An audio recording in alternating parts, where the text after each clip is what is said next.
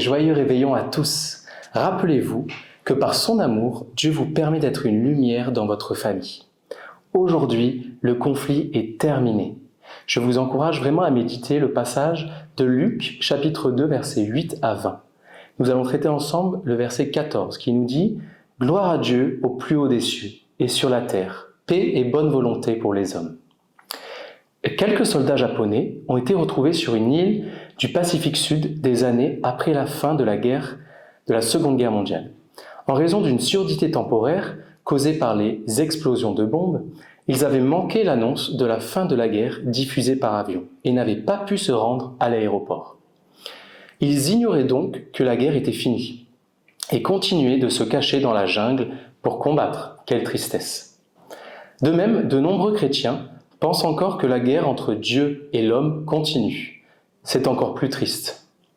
Les anges, dans leurs annonces, ne proclamaient pas la paix entre les peuples, car cela ne s'est pas réalisé depuis la venue de Jésus, et ce n'est pas ce que nous observons aujourd'hui. Jésus lui-même a dit qu'il n'était pas venu apporter la paix entre les hommes. Nous pouvons voir ça dans Matthieu, chapitre 10, versets 34 à 36. Les anges louaient Dieu pour la fin de la guerre entre Dieu et l'humanité. Avant la venue de Christ, Dieu traitait l'humanité au travers de la loi, un système de règles avec des sanctions en cas de désobéissance. Le problème, c'est que nous avons tous enfreint la loi, nous plaçant sous la malédiction au lieu de la bénédiction. Il n'y avait pas de paix à cause de nos péchés.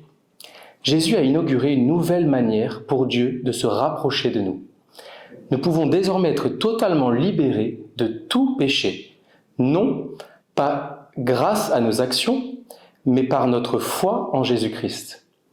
La guerre entre Dieu et nous est terminée. Le traité de paix a été signé dans le sang de l'agneau. Profitez-vous de cette paix ou souffrez-vous encore comme un temps de guerre parce que vous avez manqué l'annonce? Aujourd'hui, votre Père céleste aimant vous offre la paix et la bienveillance.